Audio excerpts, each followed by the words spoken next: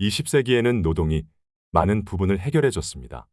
먹거리도, 집도, 안락한 노후도 웬만한 기업에 근무하는 사람이라면 해결됐습니다. 현재 대부분의 50대 후반, 60대는 그렇게 살아왔습니다.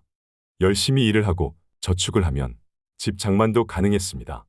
정년도 특별한 경우가 아니면 보장됐지요. 물론 전부가 그런 건 아닙니다.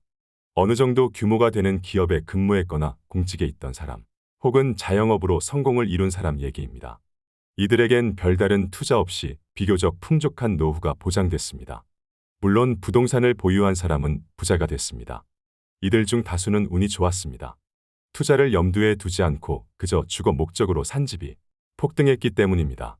시간과 시대가 이들이 보유한 자산 가격을 높여준 셈이죠.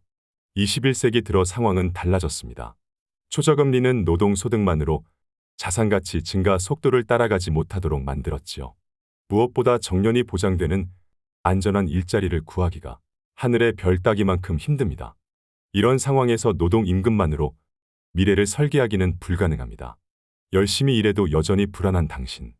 2022년 초 기준금리가 오르면서 예적금 금리가 오르긴 했습니다. 하지만 특판 예적금을 제외하면 시중은행 적금 이자는 대체로 연 3%에 미치지 못합니다. 예금 금리는 연 2%대 수준입니다.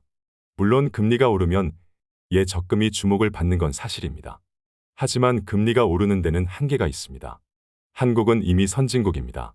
선진국이 됐다는 것은 고도성장기가 끝났음을 의미합니다. 쉽게 설명하면 우등생의 성적은 오르는 데 한계가 있습니다. 수학을 90점 이상 맞는 학생은 성적을 올리기가 쉽지 않습니다. 성장 또한 같습니다. 개발도상국은 고도성장이 가능하지만 미국이나 독일, 한국과 같은 선진국은 성장률을 높이기가 매우 힘듭니다. 게다가 한국은 전 세계에서 출산율이 가장 낮습니다. 그만큼 잠재 성장률이 낮아질 수밖에 없지요. 무엇보다 한국의 가계부채는 선진국 최고 수준입니다. 이런 상황에서 금리가 얼마까지 오를 수 있을까요?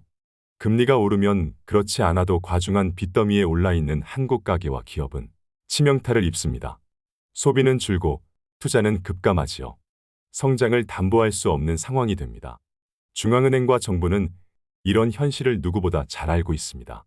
따라서 금리 상승은 지속될 수 없다고 추론하는 게 합리적입니다. 아무리 올라도 기준금리가 3% 이상 되기는 어려울 겁니다. 무엇보다 향후 경기 침체가 온다면 금리는 다시 내려갈 수밖에 없습니다.